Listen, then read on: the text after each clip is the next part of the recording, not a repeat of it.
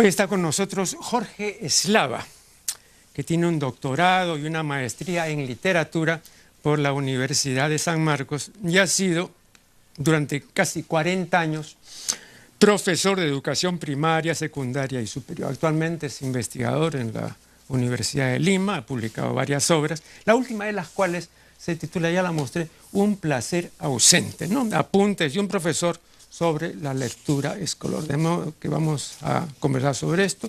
Le damos la más cordial bienvenida. Buenas noches, al amigo. un honor estar acá. Sí, no, qué ocurrencia. Pero antes permítame decir lo siguiente. Vea, hace alrededor de 15 años, en 1999, el ilustre sinólogo Guillermo Dañino publicó un proverbiario que reunía 1000 proverbios chinos. El proverbiario que yo comenté en su debida oportunidad se llama La abeja diligente, porque es ese primer proverbio, ¿no? Y dice, la abeja diligente no se detiene al libar de la flor caída. Yo expuse mi interpretación de este proverbio y Dañino me dijo, bueno, vea, no es muy ortodoxa, ¿no? O sea, no responde al espíritu chino, pero es interesante, ¿no? Bueno, le dije, pero me ha suscitado eso. Bien, pero en este proverbiario hay un proverbio que quiero leerlo porque es pertinente y dice, si estás más de 3 días sin leer, entonces tus palabras resultarán insípidas. Claro, completamente insípidas, ¿no? Entonces el discurso de los hombres está plagado de insulsez, de insipidez, ¿no? No tiene nervio ni sustancia, ¿no? Desprovisto de interés, de fundamento. Basta oír a un político, ¿no? Decir, ¿qué es eso? Deberían callarse. En fin, no tengo que repetir lo que es ya muy conocido. Entonces, un discurso, pues, tiene que ser sapio, ¿no? Tiene que ser interesante, diverso, ¿no? Rosa Montero, recuerdo en su libro sobre entrevistas, en una entrevista con Jorge Semprún, dice, entre otras cosas, que el discurso de Jorge Semprún, la conversación, es nutritiva. Sus palabras, dice, son alimenticias, ¿no? Digo, las palabras del resto no lo son, ¿no? Y yo creo que no lo son, entre otras cosas, no digo que sea por eso nomás, entre otras cosas porque el resto no lee, ¿no? Bueno, esta es una primera manifestación que quería yo exponer. Ahora, en la presentación de este libro, usted dice lo siguiente, ojalá se advierta que la inquietud fundamental de este trabajo se sustenta en la formación del deseo de leer, edificar el amor y la voluntad de ese precioso acto humano, mucho más que la práctica de la lectura o la enseñanza de la literatura. Y aunque quisiera estar lejos de cualquier actitud doctrinal, me siento seguro del valor formativo de los buenos libros. Modela al ser humano, amplía su espíritu, mejora su convivencia en el mundo. Bueno, cuando el autor dice pues que la inquietud fundamental de su trabajo se sustenta en la formación del deseo de leer, yo recordé inmediatamente un ensayo que sin duda usted conoce, de José Ortega y Gasset, sobre el estudiar y el estudiante. Este es un ensayo que, por recomendación, si no me equivoco, de Luis Jaime Cisneros, leímos, los que por entonces éramos universitarios, a fines de la década de 1950, ¿no?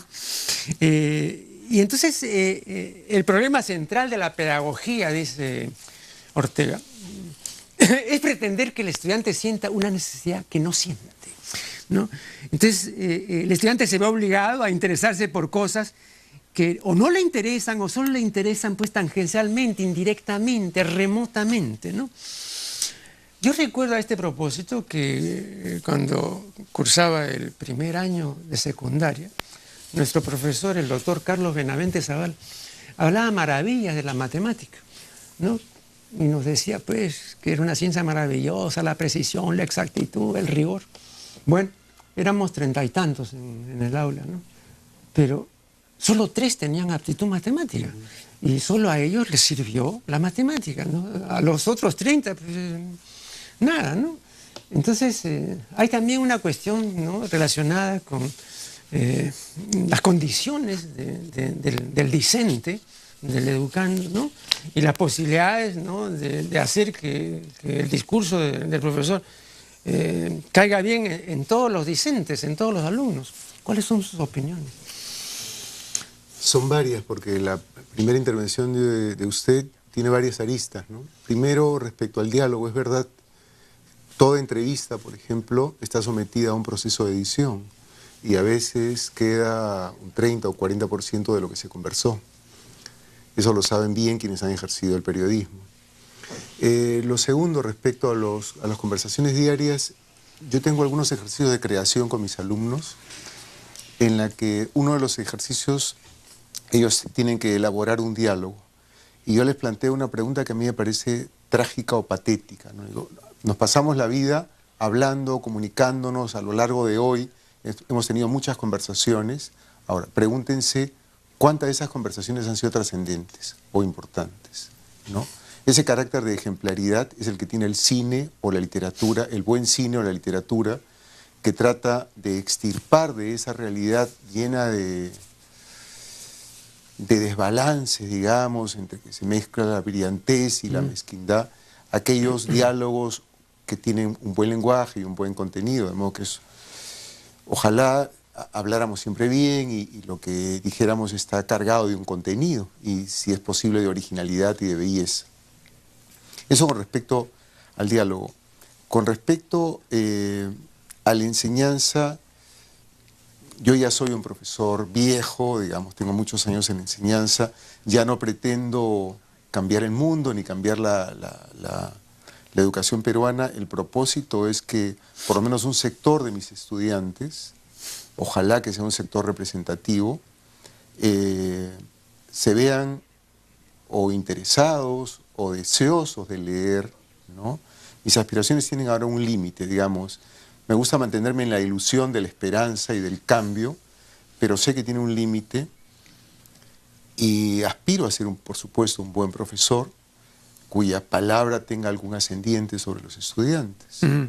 Pero pretender que uno va a llegar a todos los alumnos con el mismo interés o inquietud me parece difícil. Ahora, sí creo que el profesor debiera enfilar su principal preocupación en despertar la curiosidad y el deseo de la lectura, porque contrariamente a lo que opinan muchos profesores, que la lectura enriquece el vocabulario o amplía la cultura general o te permite escribir sin faltas ortográficas, yo creo que la gran experiencia del lector es que amplía el horizonte y permite vivir otras vidas en la precaria y breve vida que tenemos en el mundo.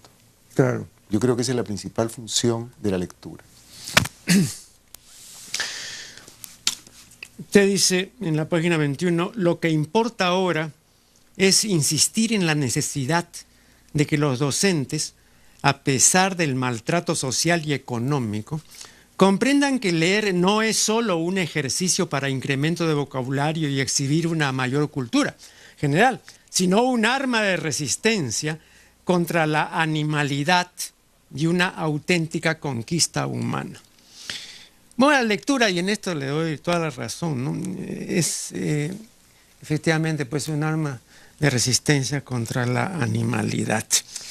Pero vea usted, la eficacia de esta arma es cada vez menor, porque la videocracia es cada vez mayor. Nosotros no estamos en una lectocracia, y lógicamente la videocracia privilegia el ver, la visión. Y este privilegio nos emparenta pues con los animales, ¿no es cierto? Porque ellos no piensan en el sentido en que nosotros pensamos, no simbolizan, no imaginan, no fantasean.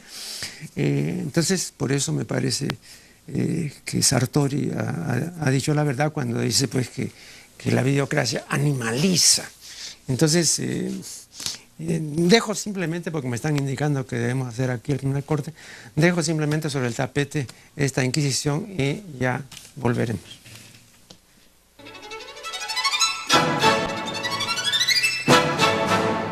Seguimos esta conversación con Jorge Eslava.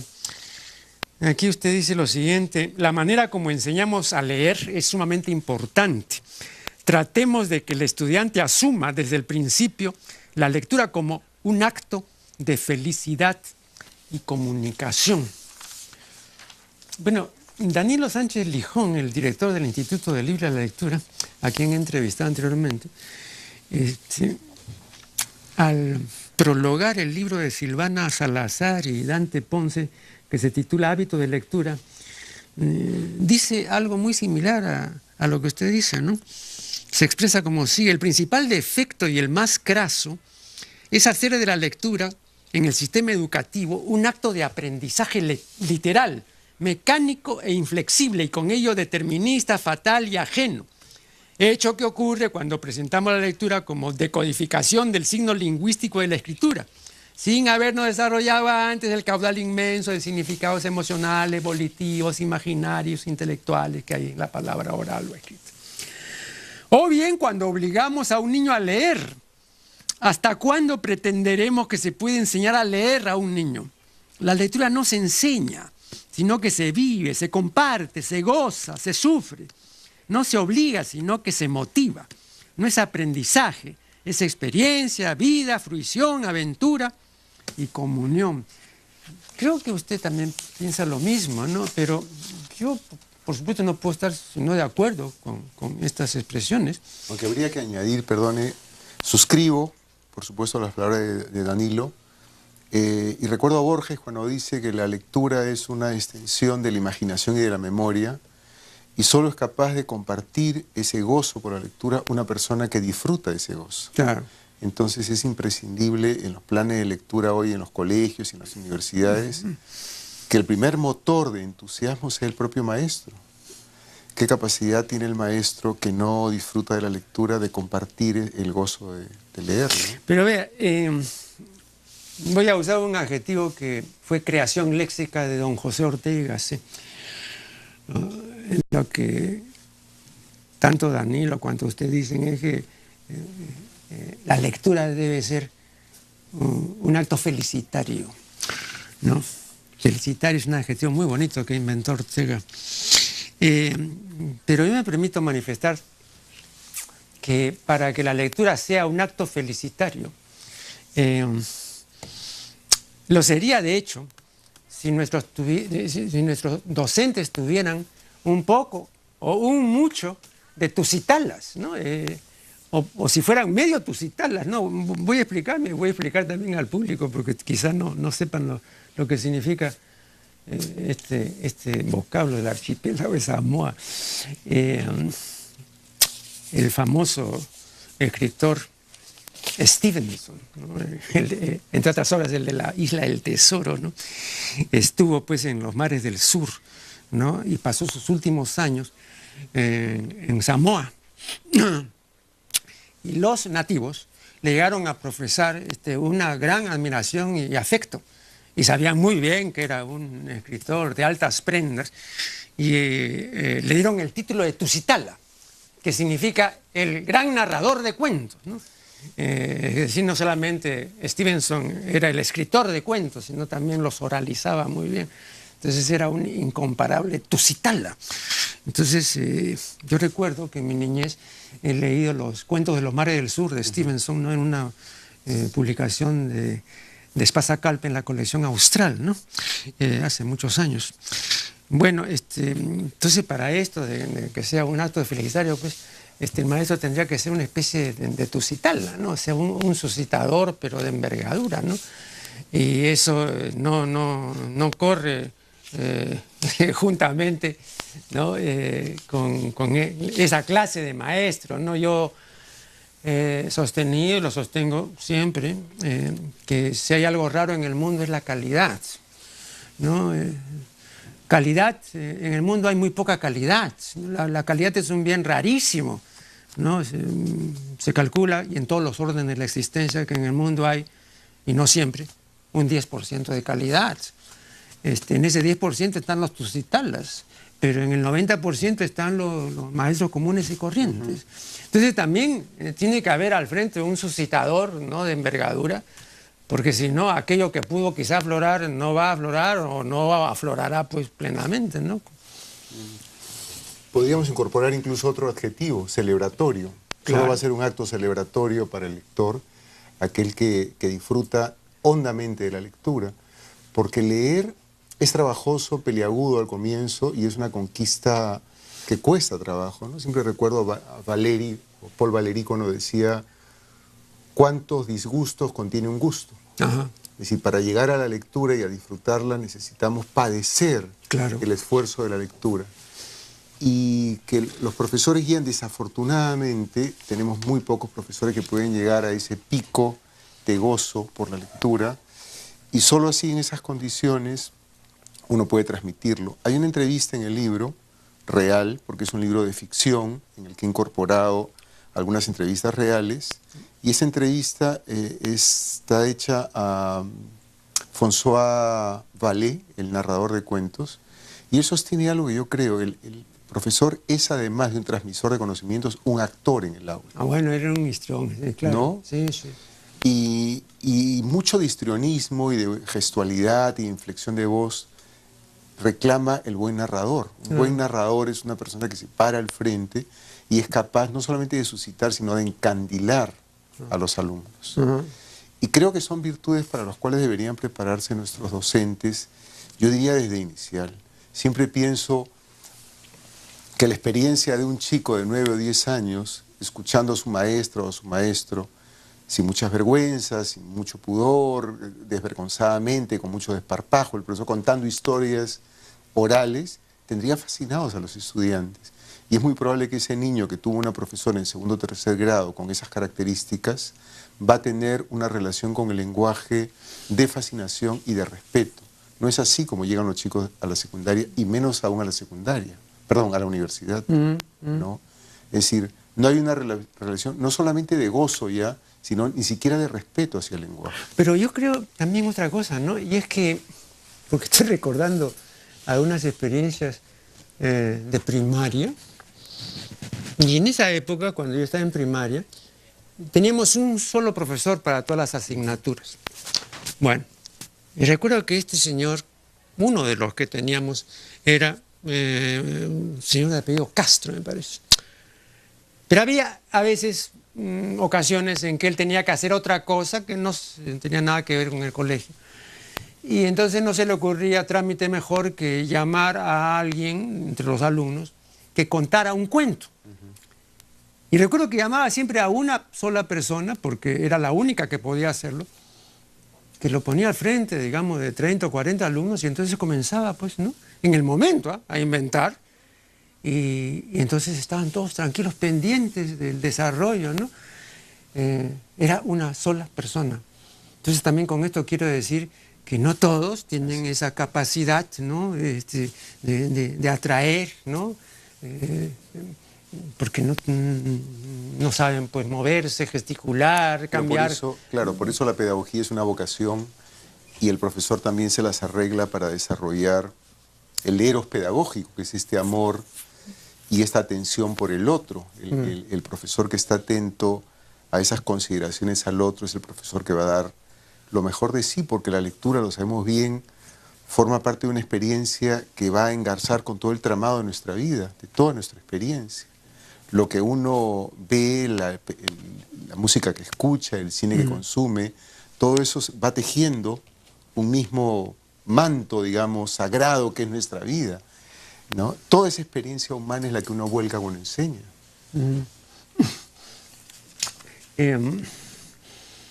Lo que Mario Vargas Llosa llama la civilización del espectáculo. Es un fenómeno de la posmodernidad, ¿no? La posmodernidad se inicia, pues, con el advenimiento de la sociedad informática y la era digital, y esto ocurrió hace más o menos 2 generaciones, a mediados de la década de 1980. Entonces ya tenemos 2 generaciones de sociedad informática y de era digital, sobre todo la última generación, ¿no? Entonces el tiempo del informático nos comprende también a nosotros, que no somos del tiempo del informático, pero que estamos, ¿no?, en el tiempo del informático, ¿no? Y el tiempo del informático se caracteriza por algo que no caracteriza a la lectura. A la lectura lo que la caracteriza es el fenómeno de la introversión. Para leer, ¿no?, se produce el fenómeno de la introversión.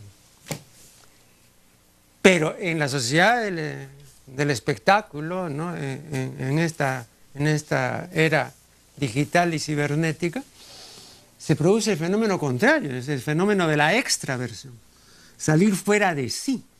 A propósito, aunque ya lo he dicho otras veces, entre los errores que suele cometer la academia, ha cometido en la última edición de su diccionario un error que creo que es indicativo de su deseo de estar bien con Dios y con el diablo, ¿no?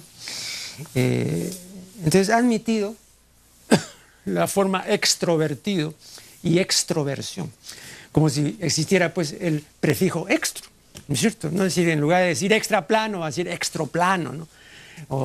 O extra ligero, ¿no? Extro. Bueno, pero claro, como se dice intro, entonces ahí hay una O pues, que se la pasó al otro. Eso no tiene ningún sustento. Pero claro, repito, como la academia quiere estar bien con Dios y con el diablo, entonces ahora la gente ya no dice la forma propia que es extra. Extra quiere decir fuera. Porque está fuera del ordinario es extraordinario, pero no extraordinario. Bueno, pero vamos a lo fundamental, ¿no? Nuestra época es una época de multiplicación de estímulos, es una época en la que todos salimos de nosotros mismos y, como he dicho otras veces, y ahora rápidamente lo repito, el cerebro está de plácemes, porque el estado normal del cerebro es la desatención, es la distracción. Para que el cerebro atienda hay que hacer un esfuerzo. Y si hay algo que ha repugnado siempre al ser humano es el esfuerzo. Dos cosas han repugnado, ¿no? Sobre la segunda Unamuno insistía mucho.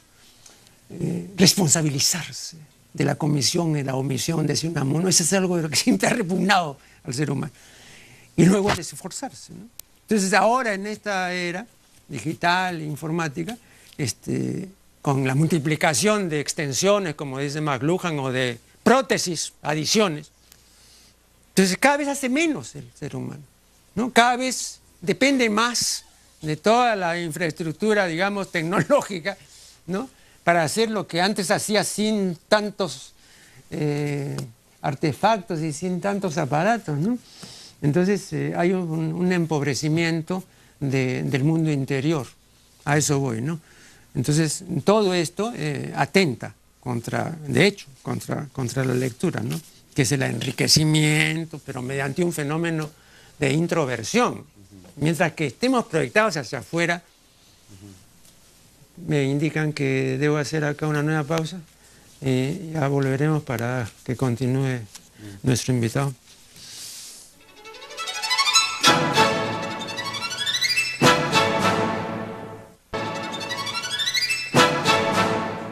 Seguimos dialogando con Jorge Eslava. Bueno, quedó pendiente la contestación de nuestro invitado. Respecto a la informática, sí es verdad, estamos sometidos a una dictadura de la pantalla, digamos. Yo todos los días me enfrento a un grupo numeroso de chicos y chicas que son lindos muchachos, ciberdependientes, por supuesto, de la pantalla. Para ellos el fin del mundo es el día que no tienen internet o que no disponen de un aparato electrónico, ¿no? Pero los profesores estamos obligados a mirar al futuro y trabajar en esas condiciones.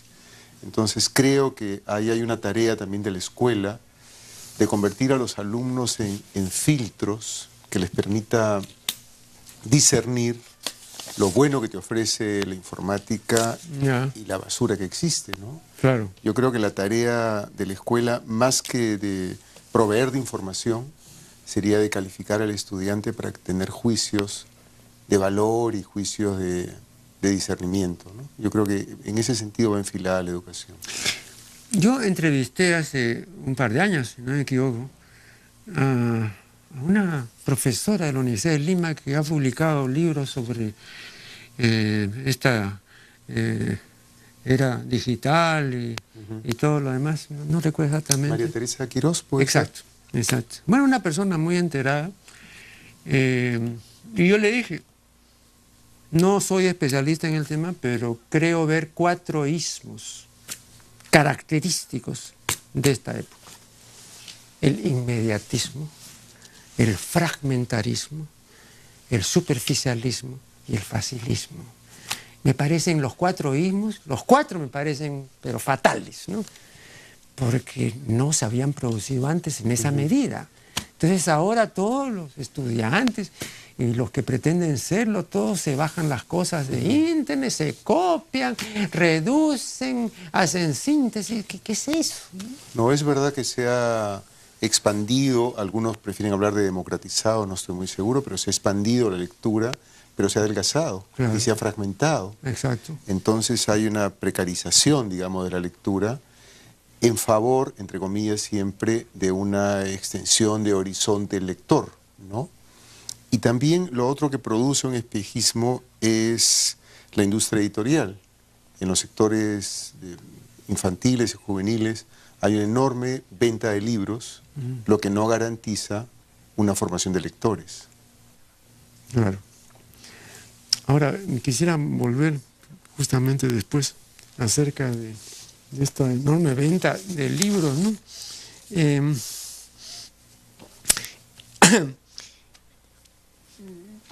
Yo, durante los muchos años que estoy en la televisión nacional, en forma interrumpida, nunca en forma ininterrumpida, y estoy en la televisión nacional desde 1972, imagínese usted, hace 44 años. Haciendo docencia. Bueno, pero entre otras cosas me ha interesado que la gente conozca al menos los principios fundamentales de la moderna etología, ¿no? Entonces he tratado de difundir pues, los hallazgos de la escuela etológica contemporánea con el señor Lorenz a la cabeza, ¿no? Y una serie de otros ilustres etólogos. Entonces esto me ha enseñado lo siguiente, que si queremos cambiar las cosas, no como decía Lampedusa, para que todo sea igual, no, sino si queremos cambiar las cosas realmente, entonces creo que, ayudado por la escuela etológica, debemos averiguar qué es lo que no podemos cambiar. Y lo que no podemos cambiar en el ser humano es lo que nos viene de fábrica, o sea, es lo innato, lo que no hemos aprendido. La escuela etológica ha demostrado que hay en el ser humano una veintena de conductas innatas. Yo, en uno de mis libros, he hecho la relación de 22 conductas innatas. No voy a mencionar las 22, ¿no? Porque sería muy tedioso, pero voy a mencionar 3 o 4, ¿no? Las expresiones básicas del rostro son innatas. Las expresiones básicas del rostro son 9. Alegría, tristeza, admiración, perplejidad, enojo. 9, ¿no? Todas esas vienen de fábrica. Ninguna se aprende. Otro hallazgo, la alienofobia es innata. El recelo ante el extraño, ¿no? El temor ante el desconocido, ante el que es ajeno a la tribu, eso no se aprende y hay una serie de investigaciones con niños sordos y mudos que perciben al extraño por el olor y se ponen ¿no? Al fondo de la habitación, ¿no? Temerosos, ¿no? Entonces, bueno, este descubrimiento también es una maldición porque en el fondo pues termina justificando el nacionalismo y el patriotismo y ya vemos, ¿no? A qué puede conducir o ha conducido todo eso. Luego, y esto también me parece bien serio, pero también es otro de los hallazgos que ha motivado mucha resistencia, la incapacidad de conocer bien a los demás y de conocernos a nosotros mismos es innata también. Han pasado pues ya, para remontarnos al Paleolítico Superior, simplemente han pasado pues 45.000 años, han podido aprender, pero no hemos aprendido nada, pues, ¿no? En ese sentido. Luego, la simpatía y la antipatía son innatas, y también la gracia, el carisma y el sex appeal. El genio, el talento y el don son innatos. A esto quería llegar. Porque hay un talento pedagógico que no todos tienen. Entonces, claro, usted me dirá, bueno, pero se puede quizá crear o que se puede incentivar el poco que tienen. No lo sé, pero básicamente, ¿no? Como la naturaleza da un solo don, nunca da dos.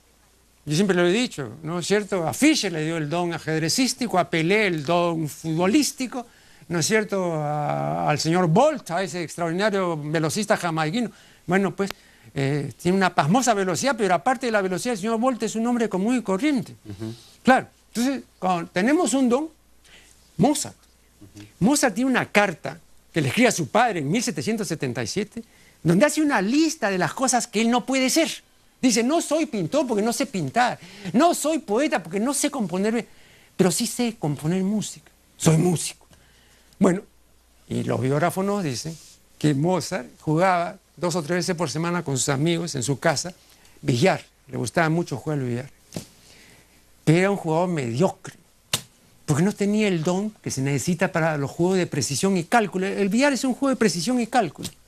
Nunca pues se destacó, nunca ha pasado la historia del billar, pues Mozart. Pero como músico, pues extraordinario. Entonces voy a esto, ¿no? Entonces, si hay este talento, no sé si usted comparte pues esta idea, ¿no? Si hay este talento que viene de fábrica y si no todos lo tienen, ¿usted cree que es posible, por lo menos con los que tengan rudimentos, hacer patria en materia de pedagogía?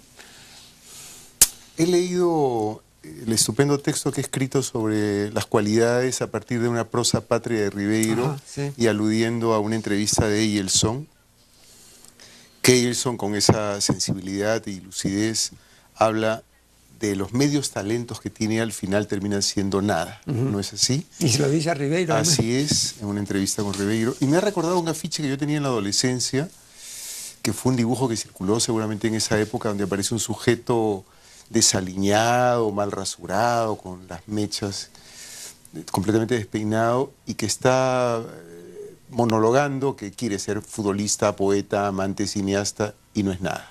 No le alcanza el tiempo para nada. Yo me sentía así de adolescente, ¿no? De modo que voy a contestar en términos personales. No sospeché, demoré para llegar a la literatura, por ejemplo, porque estudié 2 carreras antes en la universidad.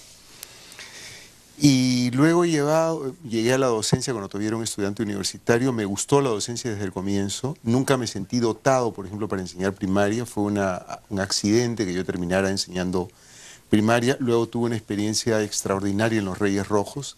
Siempre lo digo y lo agradezco. Creo que mi trayectoria como profesor tiene claramente 2 fases, ¿no? Antes de llegar a los Reyes Rojos y luego mi experiencia en los Reyes Rojos, que no solamente me obliga a vivir, sino a pensar en lo que vivo, no solo a ser profesor, sino a pensar en el oficio del docente. Y yo creo que allí fortalecí mi oficio de profesor, pero probablemente sí recibí una cualidad innata por mi padre, que siempre fue una vocación de mi padre ser profesor, y no lo consiguió cabalmente. Debo haber heredado eso, porque hay una anécdota que yo la había olvidado y me la recordó una de mis hermanas, que siendo todavía púberes, probablemente 12, 13 años, mi padre destinó el garaje de la casa a hacer una pequeña escuelita para enseñar las primeras letras, o simplemente para entretener o distraer unas vacaciones, a una gavilla de chicos que había al frente de casa, donde había una playa de estacionamiento, y habían 5 o 6 niños ahí desarrapados y muy desfavorecidos. Y mi padre nos dijo, estas vacaciones, sus vacaciones útiles van a consistir en enseñarle las primeras letras a esos niños. Habilitó el garaje como un pequeño salón de clase, y esa fue mi primera experiencia docente. Muchos años después llego a la enseñanza. Yo tenía en ese momento 12 o 13 años, ¿no? Y luego fui profesor de secundaria cuando tenía 23 años, con chicos que tenían 16 o 17. Y luego, gracias a la invitación de un director de colegio que probablemente tuvo buen ojo, olfato, o se jugó un albur, me dijo, no, tú puedes enseñar primaria. Y bueno, yo pensé que no tenía ningún talento, ni paciencia, ni sentido del humor. Y al final no lo hice mal en la primaria, y he pasado en estos casi 40 años por la primaria, la secundaria, educación superior, y supongo que debe haber un componente genético que me ha hecho tan terco, tan tosudo y todavía tan iluso con respecto a la educación. Bien, pregunto si hay todavía un segmento. ¿Hay un segmento más? Ah, ya. Entonces vamos a hacer acá un último corte y ya regresaremos.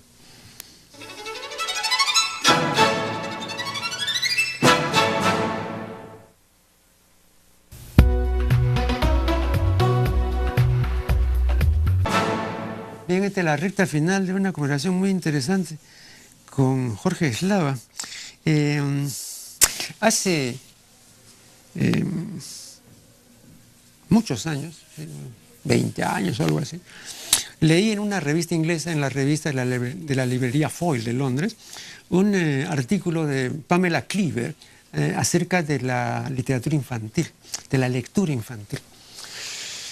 Y un pasaje que me llamó mucho la atención y que justamente quiero releer aquí para que usted nos diga cuál es su opinión.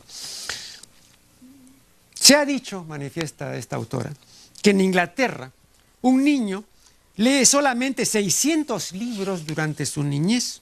Pues bien, hagamos que esos 600 libros que leen nuestros niños sean realmente libros que amplíen sus mentes y alimenten su imaginación. Bueno, esto de los 600 libros seguramente viene pues a cuento y es válido para los niños ingleses, ¿no? Pero a mí me pareció cuando leí esto algo pues absolutamente, ¿no?, alejado de nuestra realidad, ¿no? Y dije, esto es exactamente, porque me lo recordó inmediatamente, como lo que dice Fraser al iniciar La Rama Dorada. Yo leí el libro de Fraser en 1960, en la edición que hizo el Fondo de Cultura Económica, cuando el fondo estaba bajo la dirección aquí de Magda Portal. Y Fraser dice, ¿quién no conoce el cuadro de Turner? La Rama Dorada. Entonces, cuando yo leí eso en 1960, yo dije, pero yo nunca he visto este cuadro. Y hablando con Magda Portal, le dije, pero ¿por qué no han puesto una ilustración de La Rama Dorada de Turner, ¿no? Y ella también estaba de acuerdo en que era una omisión pues inexplicable, ¿no?, porque han debido poner. Luego pues hablé con mis amigos y con gente mayor y todo, nadie había visto La Rama Dorada, el cuadro de Turner. Y sin embargo el señor Fraser, dirigiéndose al auditorio inglés, ¿quién no conoce el cuadro de Turner? Entonces esto es como lo de los 600 libros, pues, ¿no es cierto? Entonces para ellos 600 libros, bueno, pues, pero que eso sí, que sean buenos libros, que estén bien ilustrados, que sean pues interesantes, ¿no? Entonces, yo digo, aquí también hay una cuestión relacionada, digamos, ¿no?, quizá en el espacio-tiempo histórico, ¿no?, como diría ahí La Torre, ¿no?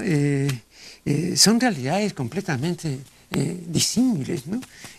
Aquí pues un niño durante su niñez, y uno dijo, pues lea pues 6 libros o no lee ninguno, ¿no? ¿Cuáles son sus comentarios? Ojalá fueran 60, ¿no?, durante la infancia. Yo también creo que son 6. Sí. O algo parecido. Ahora, en realidad lo medular es preguntarse, no más que la cantidad de libros, con qué intensidad y con qué provecho se leen los libros, ¿no? Yo he llegado, en medio de tantas incertidumbres que me ha producido el trabajo y la escritura de este libro, a una de las conclusiones que no es posible hacer eficaz un plan lector si no empezamos por formar mejor a nuestros docentes y que sean ellos los primeros lectores. Nuestros profesores se forman en los pedagógicos y en las facultades de educación sin leer libros. Toda su formación se restringe a separatas y lo que puedan bajar en internet. No conozco profesores hoy que formen su propia biblioteca, ¿no?, y que tengan ese cariño por el libro. Y sin embargo son los que tratan de contagiar en el chico una pasión inexistente, ¿no? La literatura peruana, a pesar de la cantidad de libros que se venden hoy, que venden las editoriales, y que es un filón muy rentable para las editoriales, no hemos llegado a tener en los últimos 20 años una figura importante en la literatura infantil o juvenil como lo hemos tenido en los 40 o 50, cuando no existía plan lector, ni estaba en la agenda política abogar por los niños, ¿no? La calidad de un escritor como Francisco Izquierdo Ríos o Cota Carballo, por ejemplo, o Javier Sologuren, que son picos muy altos en la literatura infantil, creo que no se ha reeditado en nuestro medio. Yo en los años 70, yo hice más de un programa acerca de la literatura infantil. Ajá. Y la persona autorizada hace 45 años para hablar del tema era una persona que yo me di cuenta inmediatamente que el gran público desconocía, y a pesar de que Matilde Indacochea había publicado varias obras, yo llevé las obras de Matilde Indacochea Nadie sabía nada.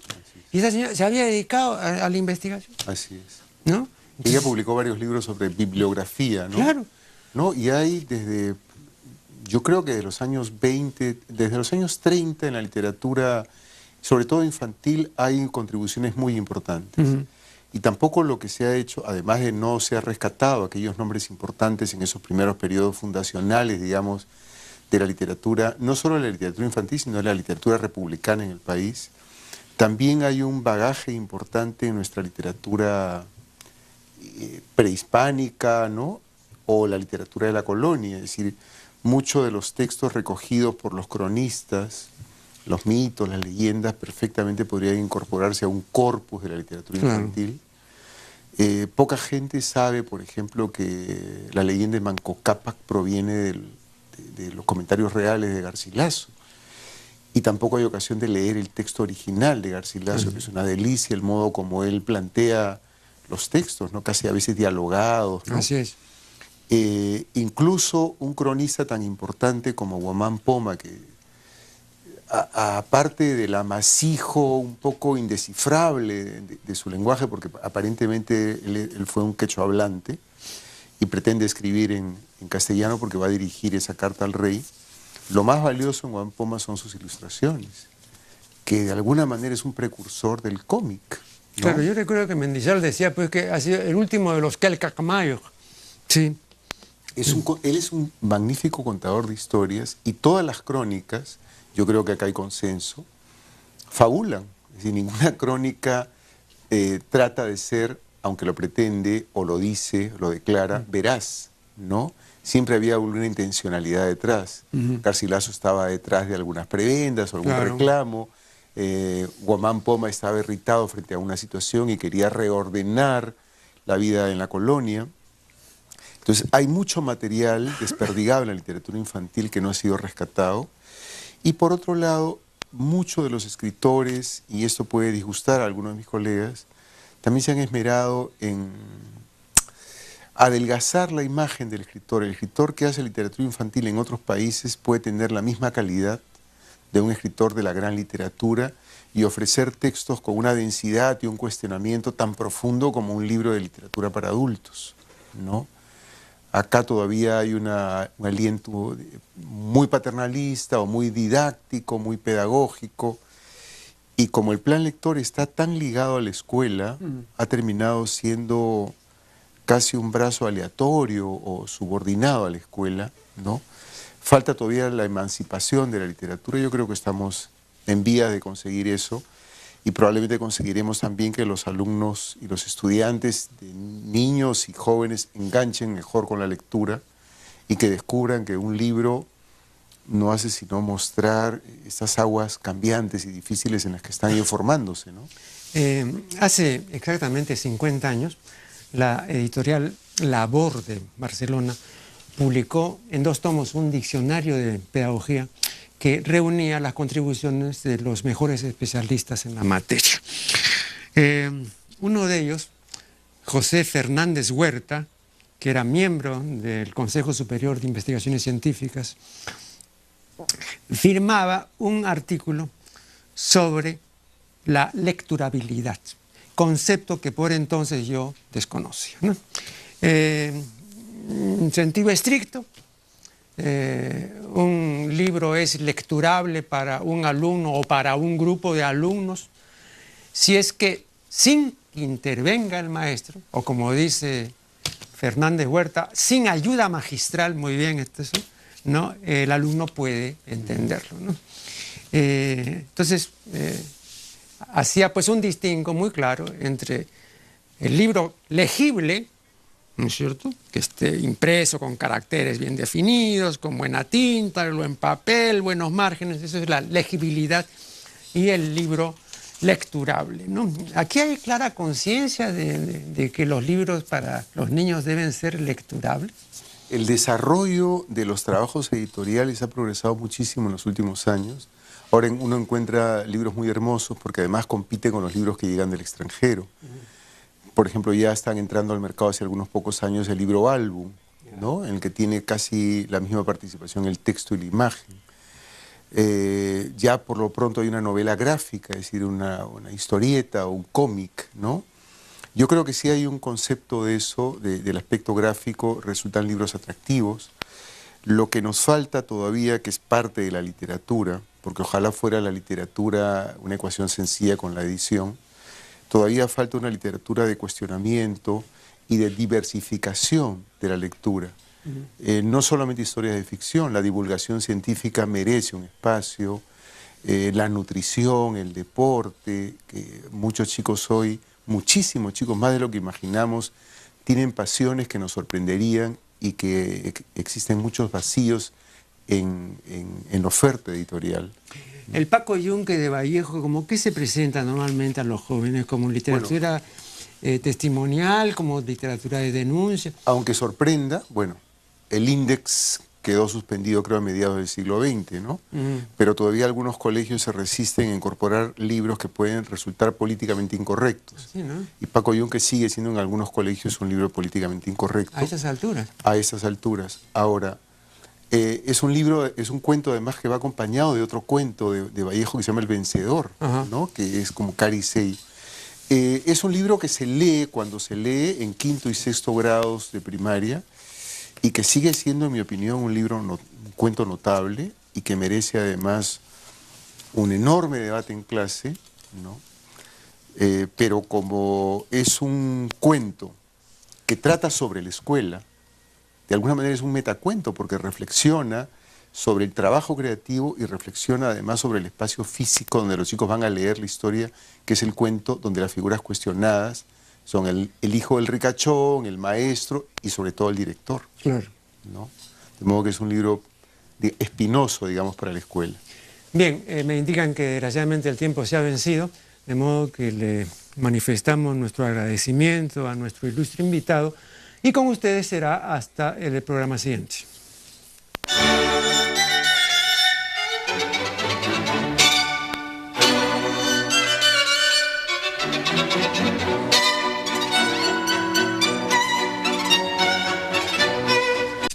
Ojalá se advierta que la inquietud fundamental de este trabajo se sustenta en la formación del deseo de leer, edificar el amor y la voluntad de ese precioso acto humano, mucho más que la práctica de la lectura o la enseñanza de la literatura. Y aunque quisiera estar lejos de cualquier actitud doctrinal, me siento seguro del valor formativo de los buenos libros. Modela al ser humano, amplía su espíritu y mejora su convivencia en el mundo. Bueno, cuando el autor dice pues que la inquietud fundamental de su trabajo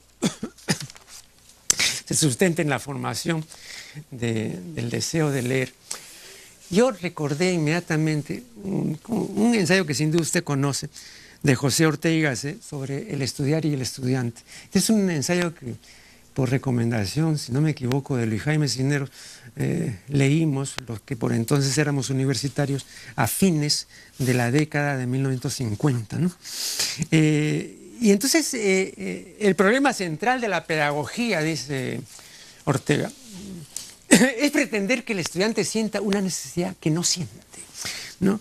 Entonces, el estudiante se ve obligado a interesarse por cosas que o no le interesan o solo le interesan pues tangencialmente, indirectamente, remotamente, ¿no? Yo recuerdo a este propósito que cuando cursaba el primer año... Ahora, pregúntense cuántas de esas conversaciones han sido trascendentes o importantes, ¿no? Ese carácter de ejemplaridad es el que tiene el cine o la literatura, el buen cine o la literatura, que trata de extirpar de esa realidad llena de desbalances, digamos, entre que se mezcla la brillantez y la mezquindad, aquellos diálogos que tienen un buen lenguaje y un buen contenido, de modo que ojalá habláramos siempre bien y lo que dijéramos está cargado de un contenido y, si es posible, de originalidad y de belleza. Eso con respecto al diálogo. Con respecto a la enseñanza, yo ya soy un profesor viejo, digamos, tengo muchos años en enseñanza, ya no pretendo cambiar el mundo ni cambiar la educación peruana. El propósito es que por lo menos un sector de mis estudiantes, ojalá que sea un sector representativo, se vean o interesados o deseosos de leer, ¿no? Mis aspiraciones tienen ahora un límite, digamos. Me gusta mantenerme en la ilusión de la esperanza y del cambio, pero sé que tiene un límite y aspiro a ser, por supuesto, un buen profesor cuya palabra tenga algún ascendiente sobre los estudiantes. Pero pretender que uno va a llegar a todos los alumnos con el mismo interés.